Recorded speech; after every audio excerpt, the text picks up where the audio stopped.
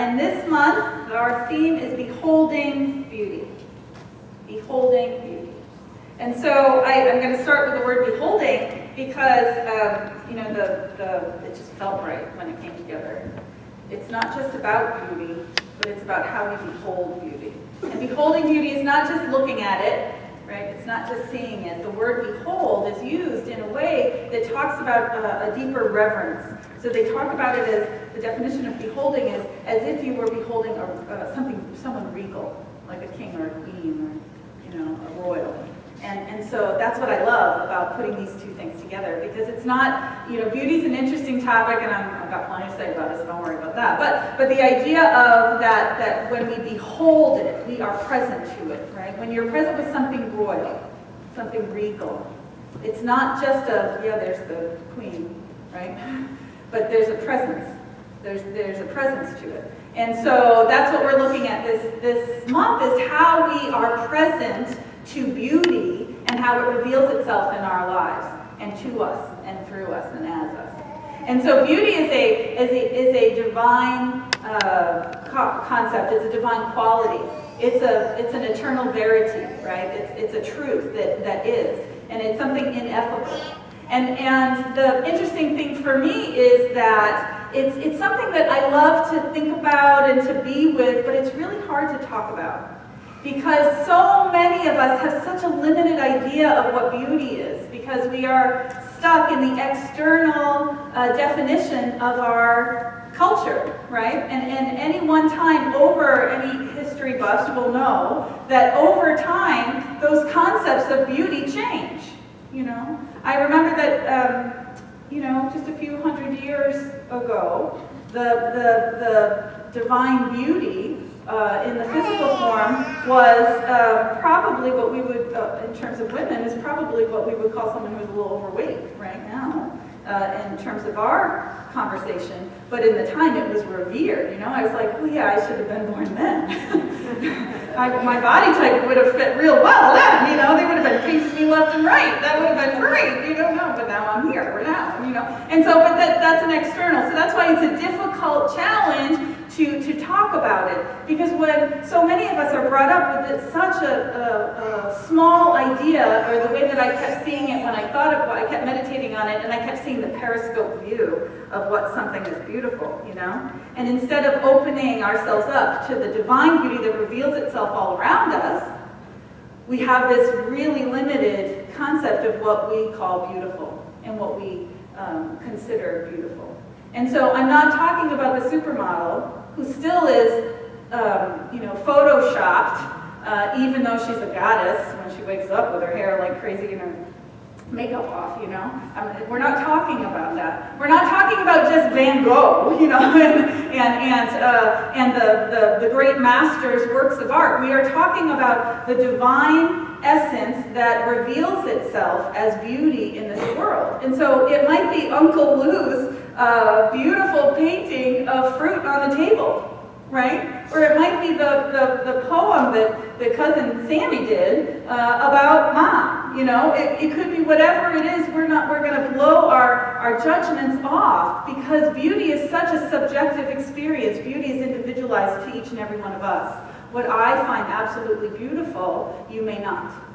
I remember that I was thinking back to that movie a number of years ago, American Beauty. And there's a piece of it, just a piece of that movie that keeps coming back to my mind, is that there's this scene where there's a young teen boy who lives next door, right? There's always in these movies a young teen boy who's like the observer who lives next door. And he's got his video camera, and he's videoing a paper bag that's taken by the wind. Do you remember that? Anybody realize that? Yeah. And so he was talking about that there's so much beauty in the world, sometimes it hurts, right?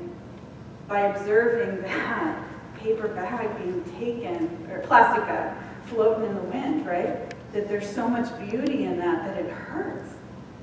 And I remember looking at that like, okay, well, wait a minute, what's that trash? Like, somebody pick up that trash before, but I get it, right? That there is the possibility and the potentiality of experiencing beauty in anything and everything, and it's just us waking up to it. That's the takeaway, by the way, just in case you want the end at the beginning. That's where I'm going. Okay, I like to do that for you, just in case. But in the United States, we have such a clear definition of what beauty is and what it's not. You know, the beauty industry is a $56 billion industry per year in the United States alone. $56 billion. Now, that includes, right, all that it takes to make me look like this. But I mean, all of that stuff. So all the makeup and all the hair products and all the waxing and all the stuff that women, people do, you know, to present themselves as beautiful. It's like that's incredible to me, because beauty's free. Beauty's free. The most beautiful people are the ones who are truly themselves, right? They show up as who they are. And it's in essence, it's a feeling, it's not a look. Beauty is perceived by the heart. It's not perceived by what we see. And so what I'm talking about today is the language of the soul, which I know we were going to get to it in a minute, but the language of the soul. And, you know, I've heard Martha Graham said that dance is the language of the soul, is the hidden language of the soul. Martha Graham said that. And then Pablo Neruda said that laughter is the language of the soul. And then, I forgot what his name is, Max Heindel said that music is the language of the soul. And I'm like, okay, so what's the language of the soul? What I'm going to say is that our feeling nature is the language of our soul. That our feelings, our emotions, our responses to things is the language of the soul. Because that happens from that deep place. I keep wanting to go like this. I'm going to go like this a lot because it's like, I'm sorry. So I'm apologizing. Because every time I go like this, it means that it's a deep feeling, right? It's the response that we have when we behold something beautiful, something moving. That's where we're headed. That's what beauty is. And so it's really an important concept, and we have kind of pushed it to the side. But it's part of our vision, our greater vision. And the Centers for Spiritual Living have a global vision. And, and here it is. So part of our global vision currently is this, that we envision a world which has renewed its emphasis on beauty, nature, and love through the resurgence of creativity, art, and aesthetics. Now, when this line first came out, this is, you don't really need to know the history, but this came out about 18 years ago as part of what we called at the time was the Global Heart Vision from the sister organization, you know, all that integration stuff, organizational, I don't really care about it that much, but when this first came out, I remember reading that line going, art and aesthetics? What the heck? I had to actually look up aesthetics, I'll admit it. I'm embarrassed to say that, but I had to look it up. And what it is it's all about realizing that, that what we surround ourselves with is a reflection of who we are. The environment in which we live and move and experience life is a reflection of ourselves. And as we know, we're good religious scientists, what we put our attention on expands. And so if we put our attention on that which is beautiful, and we surround ourselves, and this is a give and take situation, right? So it reflects it, but it also can affect it. And so when we create a beautiful environment for ourselves, when we clean up our areas, when we, you know, put a beautiful set of flowers somewhere, when we paint something a color that makes us feel good, it's reflecting the truth of who we are. And we're creating our experience out of that. And so also it's important for us to think about these things, to think about our environment and how we are relating to life. So beauty is a divine quality that reflects itself in our life. And some would say that it's an extra, that beauty is an extracurricular activity. So it's an extracurricular activity, right? It's something that just is, you know, it's kind of like, you can leave it off, it's not that important. I was thinking back, I remember it this morning, 1982 in Massachusetts, Prop 2 went through, and that's when they cut art out of the schools. That's when they cut the music program, right? And I remember it because I was there. I was 11 years old, and they cut our art classes. They cut our music program. And the ramifications of that have been generational. by the way, you know, and that we've been working since then to get them back in. To work really hard to make sure that our young ones are steeped in that experience of creativity. It's so important for a developing brain to be part of that divine creative process. And we know because we are creative beings. It's how we create our lives, it's how we live, it's everything that we are and everything that we do.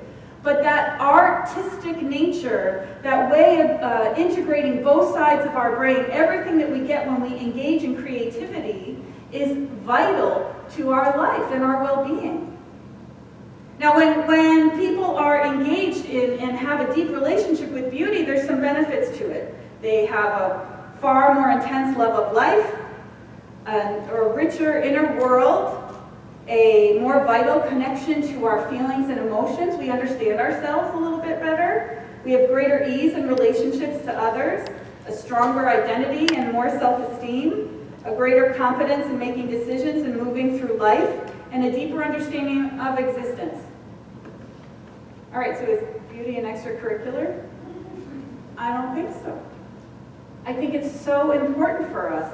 It's like a sun that gives light to all the areas of our lives, right? We talk about the big areas that we focus on, our health, our relationships, our creative expression and work, our finances. You know, those are the big ones that when people have issues in, that come to us, that's mostly in one of those areas. But beauty is something that goes through all of it. Because what beauty does is when we are able to behold beauty, we slow down enough to be present in our life. We have to slow down to be able to behold beauty. You need to stop and be present with what's in front of you to be able to see that floating bag is the gorgeous, beautiful emanation of the divine that it is, or that it can be for you. Beauty is healing. It's something that can bring us back to an understanding of our wholeness. One of my favorite authors is a woman named Barbara Kingsolver, and I know I've mentioned this before, and my favorite writing of hers is a book called High Tide in Tucson. I love that title, High Tide in Tucson. You know, it's in the middle of the desert, there's no tide there. It's a really great story. And from that essay is basically how I live my life and how I see life. The first time I read that, I was like, oh, it was a reflection of, oh, there's somebody else who sees the world like I do and sees what life is like I do. And so there's a piece of that essay where she talks about how she has come back time and time again from difficulties. She lost a child in utero. She was robbed at knife point in the middle of her kitchen. She went through a really difficult divorce. She's had all these, you know, like we all have stuff, right? She's had stuff. But there are those things that put you horizontal.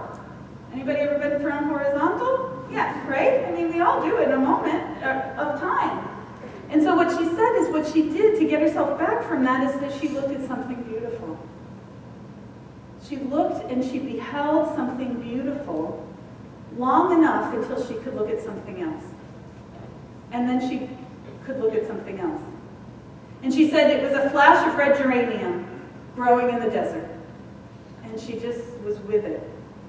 And then it was her daughter in a white dress with a yellow sash. And she just beheld her daughter. And then it was the sunset in the desert with all the amazing, beautiful colors. And she just stared at it and was with it long enough until she could grow herself back into her life again. Right? There are moments when we feel like that, well, there are moments when life can make us feel like we can't go on, that we can't handle the components of our lives. And whether that's a health diagnosis, a relationship change, losing a job, being in transition, losing our sense of self, whatever it is, it could be a little feather that just knocks you over. It's different for everyone. But when we get to that place, how are we going to get ourselves back on our feet? If we behold something that we consider beautiful, we love ourselves back to ourselves.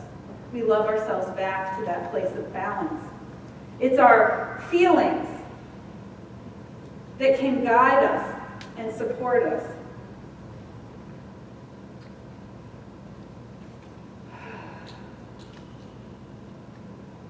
Because truth is, most of us have been living in what they're calling the wasteland of the soul. our culture right now is like a wasteland for our soul. You know, we're running around in this frenetic pace. We're not able to slow down enough to be present with who we are or what's happening. We're being bombarded by these messages outside that we can't trust because they're either trying to seduce us into buying something or being something that we're not, convince us that we're wrong and that somebody else has the truth for us. They were talking about being zombies, you know, that we end up, you know, running around, stuck in traffic, running as fast as we can just to get stuck in traffic for hours, and then we end up zombies in our life because there's so much happening and there's no way we could hold it all. It's a wasteland of our soul unless we make space for what's true for us. Unless we make space in our day-to-day lives that for what will nurture us, what will feed us, and what will support us. And that's why I get up here every week and clang the drum of our spiritual practice, right? That's why I say we got to get a butt in the seat and start meditating. Because that's the only thing that's going to support us in being able to move through our life in a different way. To see that we have options to create this experience better for ourselves. Beauty is like a thirst. It's a vital need, and it's like a thirst that we don't know that we have. You know, so many of us, I just came off of a 3 weeks with Dr. Mosier a couple weeks back, right? And so he talks about how dehydration is one of the biggest things that we carry physiologically. You know, so many of us are thirsty, we don't even know it. So many of us are dehydrated and we don't even know it. We don't drink enough and our body needs water and becomes dehydrated. And then we start to feel what? We start to feel bad. We just feel like, they call it a malaise, right? That we just kind of feel, ugh, yucky, and we don't know why. Well, it's dehydration, right? Well, having beauty, the experience of beauty in our life is like that. It's not satisfying our need for beauty can bring on depression, restlessness, a profound sense of futility, inexplicable aggressiveness, and negative experiences of all kinds. The challenge is that the need for beauty can be pushed aside easily by the distraction of our lives if we let it. I remember the story of a friend of mine who was a cyclist. She was becoming a cyclist, right? And she was so good at everything. She's like a go-getter. She's just succeeds. She just wins. She just wins. She just wins. Whatever she does, she wins. And she works really hard to do that. She wants to be an overachiever. And she decided she wanted to be a cyclist. So she got into biking, and she got into a group down here in Southern California, and they were going all over every Saturday and every Sunday. She's like, I can't go to church, Katherine. I got to go cycle with my group. Okay, great. Okay, fine. So then she decided God is everywhere, and church is where two or more are gathered. So I love that you've chosen to be here, but I know that I'm realistic about that. And so anyway, so she decided her group started to plan to go on a bike tour of Europe. And they were going to go on this amazing bike tour. And she was really excited about it because she was going to go for her first time. So she gets over there and gets the bike set. They get ready to go. There's this whole big group going. And she takes off and she's like going to win it.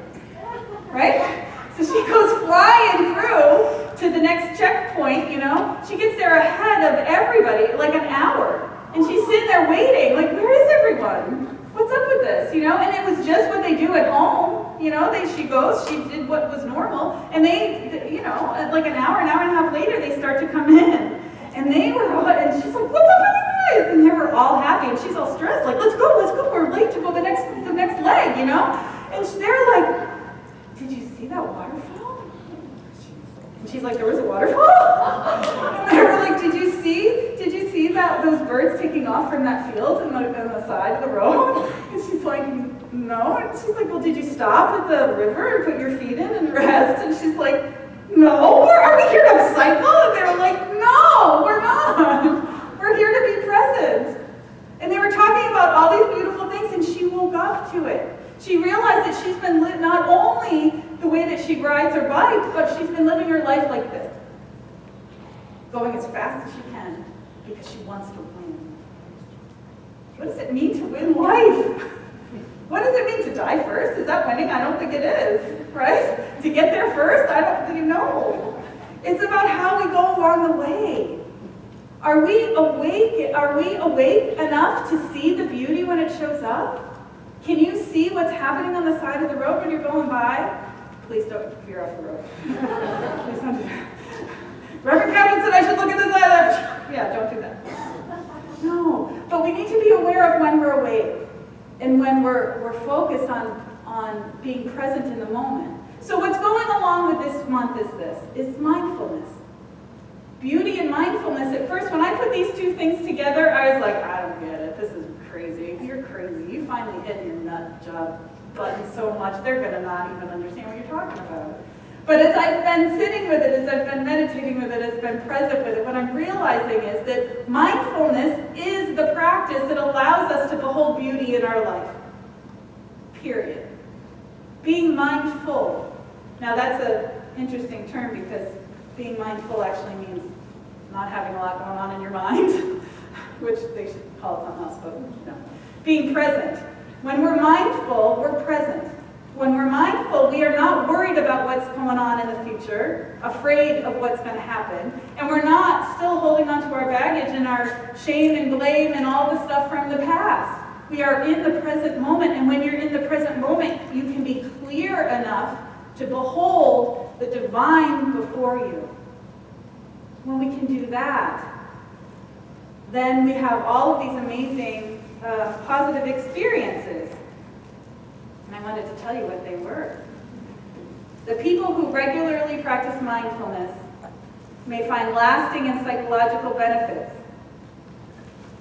including increased experience of calm and relaxation, higher levels of energy and enthusiasm for living, increased self-confidence and self-acceptance, a less danger of experiencing stress, depression, anxiety, chronic pain, addiction, or low immune efficiency, and more self-compassion and compassion for others on the planet. So what does that sound like? Let me think. Oh yeah, the positive effects of beauty, maybe? Similar? Ever hear that before? About 10 minutes ago when I said it, right? It's the same thing. It's the same thing. When we practice mindfulness, when we are present to our life, we can gain the gifts that are there for us. But when we are so focused on trying to do it ourselves, we limit ourselves, we limit our view, we limit our experience, and then we're out there on our own. Most of us have more of a relationship to ugliness than we do to beauty. While beauty heals and inspires us, ugliness, being focused on ugliness, again, where we put our attention expands. So when we are focused on the ugliness, separation, judgment, persecution, all of those things that we don't like, it's the downward spiral. And it creates more of it in our experience and in the world. And so we got to shift the story here. We got to flip the switch and stop focusing on that which is, right, that which is out there, which is a reflection of the consciousness of the group, and really begin to actively create an experience of beauty in our lives. I'll tell you, that will not only heal your life, it'll heal the planet. It'll heal the planet. And even just putting a small, and that could be anything for you. What it is for me is putting a small vase of flowers next to my bed. And when I do that, when our flowers start to bloom in the yard, and they're starting now, our roses are starting to come in, it's one of my favorite times of year, or even any of the blooms or flowers that are in our yard, I go through and I clip a few of the orange blossoms have been blossoming over this and the lime trees all the citrus has been blossoming. I even just clip a couple pieces of that and put that in my bathroom or next to my bed or somewhere so that I can smell it, right? That's what beauty smells like to me, an orange blossom. This is what beauty smells like to me. Or the roses. Just even seeing something beautiful when I wake up shifts the way that I live my day. And these small things, making sure that you have something, my ear's slippery again. This has happened a couple times in a row. There we go. So even having something in front of you that just is beautiful to look at, something that inspires you, that you have a deep reaction to. That's what we're talking about, something that moves us. And it can be anything. But incorporating that into your day-to-day life, incorporating that into your experience is going to begin to shift you. It's going to be able to begin to open you to be present to what is.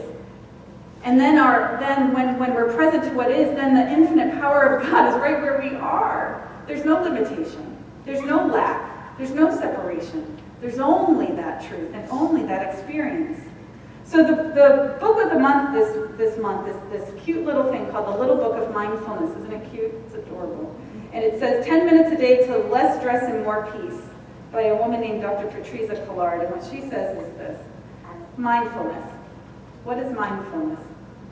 Mindfulness is being aware of bringing attention to this moment in time deliberately and without judging the experience. So when we go for a mindful walk, we really notice every little detail in all we encounter: trees, cars, flowers growing out of cracks, or a cat crossing the road, rather than creating to-do lists. By reconnecting with these simple moments of life, by truly living moment by moment, it's possible to rediscover a sense of peace and enjoyment. We may at least sometimes feel, once again, truly enchanted with life. Wouldn't it be nice to be truly enchanted with life again? So what I love about this is that this is just exercises. These are tiny little quick exercises you can do from 5 to 20 minutes. It's a sweet little book. I encourage you to get it. And let's start practicing mindfulness this month. Because when we practice mindfulness, we get the gift of beauty. We get the gift of feeling connected to God. We get the gift of realizing that this is a fulfilling, joy-filled life. And it's here for us. And so, what it's all telling us, which I think all of it is telling us, is that we're being called to slow down. We're being called to stop and smell the roses. I hate that, but we are. You know, it just says it so clearly. That we are being called to allow ourselves to be okay with who we are and where we are, and that's the hardest part of slowing down, is to allow yourself to be safe in your own mind and to allow the beauty of you, of who you truly are, to come forward. Because in that, it's the gift, and that's what's going to heal your life, and it's what's going to heal the world. And so I encourage you this month to be mindful, to allow the beauty of God to speak to you, and to give your gift of who you are, because we've been waiting for it. And so it is.